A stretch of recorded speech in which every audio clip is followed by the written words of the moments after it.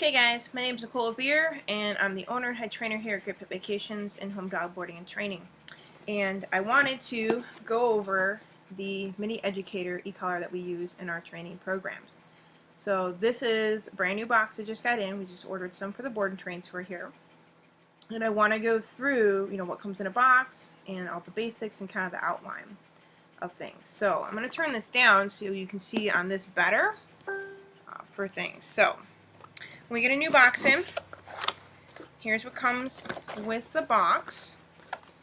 Okay, we get an instruction manual and a registration card. Remember, it has a 2-year warranty on the e-collar. You get a charger, a lanyard. These are different set of contact points, a tester, and how we take the contact points on and off. The remote, and then the receiver. There we go. Receiver. So I'm going to go over sort of the basics of this and what we do with it. So I'm going to start with the receiver and the remote. So I'm going to put the box aside. So again, I want you guys to be able to see as easy as possible. So I'm going to do this right up here. So we have the remote and we have the receiver. And so on the receiver, the collar, is a red button. We've got a red dot, not a button, a red dot. And on the side of the remote is also a red dot. There we go. When we put these two together, we can turn on the collar. So I'm going to rub red dot to red dot. Let me go back a little bit. And now you can see it's blinking green. Okay, so green is good. Orange is starting to get low, and red is dying. There's a very good chance if your collar starts blinking red that is going to turn off while you're using it. Same way to turn the collar off. We do dot to dot,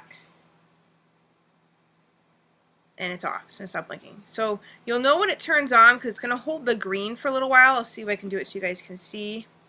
There you go. So it holds the green. Same with when you turn it off. It's going to hold that red on for a second or two. So I'm going to turn this on, and we're going to blink green. When your collar comes, it's going to automatically have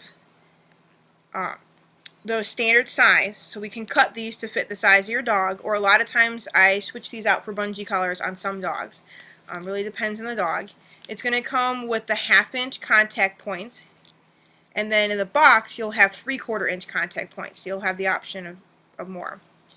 The charging area is this flap back here. You pull it open.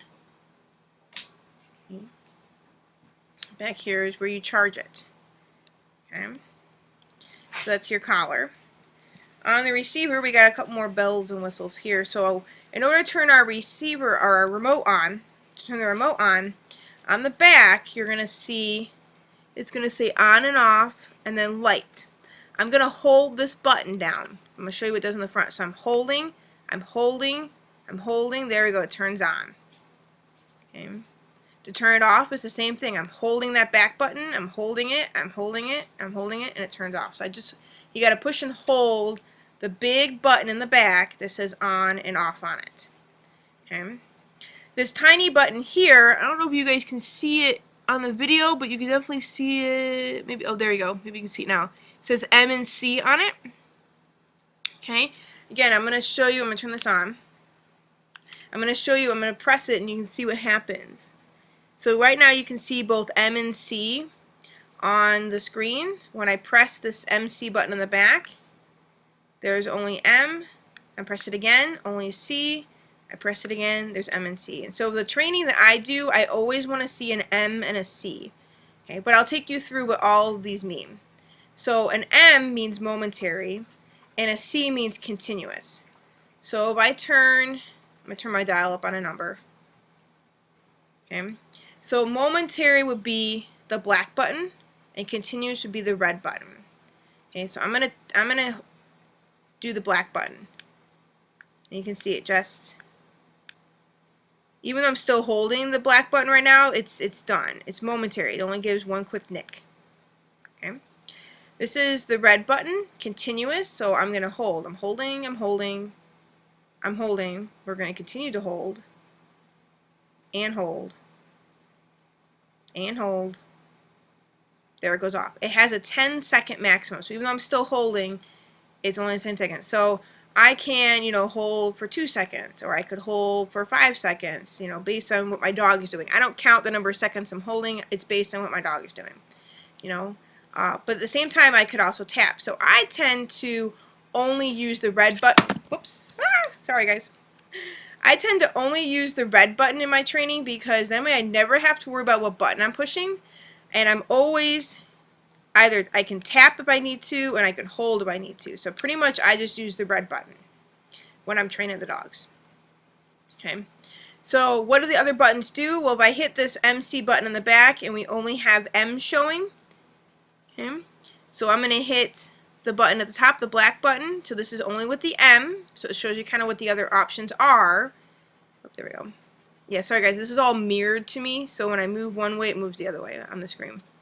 So I can hit it, and it's still momentary. But now when I hit the red button, watch what happens. See the 7 go to a 12? Now this red button, because we're on the M only, now this red button has become a momentary button and a boost button. And right now it's set to 5 boosts, but you can change the level of boost. So you could have 10 or 15, or I believe the highest boost you can have is 50 or 60. Okay.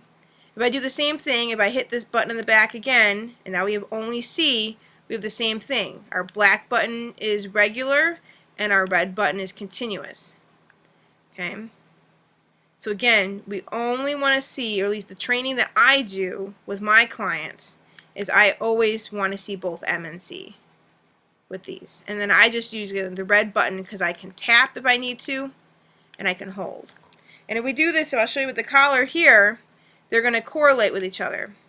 So if I'm holding, you're going to see it on the collar. If I tap, you're going to see it on the collar for things. Okay. Now this other button on the side that has a T on it, this is actually the vibrate button. So I don't know if you can hear that, but it's definitely vibrating. And there's no different settings for vibrate. It's one setting, and if you hold it, it just pulsates. Okay. I will use vibrate with some dogs. I will not use vibrate with other dogs. Reasons being, sometimes vibrate really freaks a dog out. And if they're really going to be scared by it, I don't want to use it with them. Some dogs don't care about it, so it's useless with them. And other dogs, they just enough that sometimes I'll use it for some leave-it things. But it really depends on the dog. So in general, I don't advise vibrate. Because if it really freaks your dog out, we don't want that. Okay. So that is that portion. How we change numbers, there's just dial at the top. So I can go all the way down to 0. And 0 is when the red line is facing forward. And then I can dial and dial and dial all the way up. High is 100. So we have 100 levels we can do. You just dial up and down. So I tend to hold my, let's see if I'll turn this just a bit here. There we go. So I tend to hold my remote like this, and then when I want to dial, I can just use my fingers to dial up and down if I need to, without actually having to do anything. So I could hold and I could dial if I needed to with a dog, or I could tap and I could dial up as I'm tapping. So I tend to put my middle finger on the red dot, have this in my palm, and then I can use my thumb and my forefinger to dial up and down. So that's what I tend to do with mine. Okay. You can also, if you have a dog that's really sensitive, or maybe you just want to not, or especially if I'm working 2 dogs in the same unit and I have one really sensitive, one not that I need to dial around with, I can lock it. So say I want to keep this at 8 and I don't want it at any other number. I will put it on 8 and I'm going to push this button down. So I'm going to push this down, and you're going to see that 1D stop blinking. 1D meaning dog 1. Okay, so now it's locked. So now even if I turn this, it's not going to do anything. Okay, it's not going to change. However, if I don't have it on the same setting when I unlock it, so say, I'll put it up here, I'm going to unlock it, so now that's going to start. All of a sudden, we're at 36, because that's where the dial is when I unlocked it. So you do have to watch that if you unlock it, that you check your level. is the same as it was when you locked it. Okay, so that's locking and unlocking. This is your antenna, not a magic wand. Would be great if it was. This is the antenna. There is a 1/2 mile range on the Mini Educator.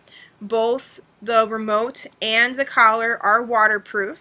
So if they get wet, it's not a big deal because they're waterproof. They'll work when they're wet for things. So we've kind of gone over some of the basics there. This is the charge port on the back. And so if I grab the remote or the charger, when you plug this into the wall and you plug this in here, this is actually going to turn off when this is plugged into a wall. So when you have this on a wall, your remote's going to turn off when it's turned on. So when you unplug this, say in the morning after charging all night, this is going to be turned off. You'll have to turn it on. It does not matter. Doesn't matter which one of these you put in the collar. They're completely interchangeable. So I could put this one over here. I could put this one over here. I could switch them. It doesn't matter. They're completely interchangeable. If your collar does really run low, it takes a maximum of 2 hours for it to go from dead to fully charged. So, you know, they do charge pretty quickly if it's completely dead for things. Your lanyard, if you so wish to use, can clip onto this down here. And you can have a lanyard on yours. Okay. This was the 3/4 inch, so if you got a longer hair dog, we can put 3/4 inch contact points on your dog. That comes with the kit. These are the other 2 pieces that are in the box. One allows us to stick it on this, here's this contact, stick it on the contact point and loosen it so that we can take the contact point off if we wanted to. So we wanted to change it, so then it allows us to put it on and get snug. This allows us to test. So it goes on these 2 points here. This back so it's easier. There we go. So I can, there we go. So let's see here. There we go. So you can see it's bright, but as I go higher, it gets brighter. So if I get all the way to say like high, it's going to be really bright.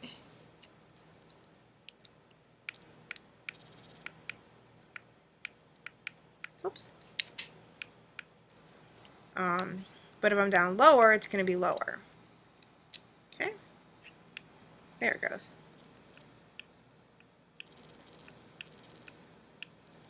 So it's just a tester. Now, I don't tend to use this. I tend to just stick it on a level I know I feel and stick my fingers on it if I suspect the collar is not working. That's just me. So, but it does come with a tester. Okay.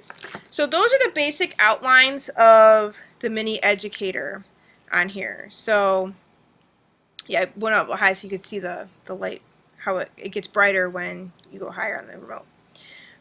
So again, we covered how to turn it on and off, where to charge, what all the buttons mean on both the receiver and the remote for things. So if you have any questions, please let me know.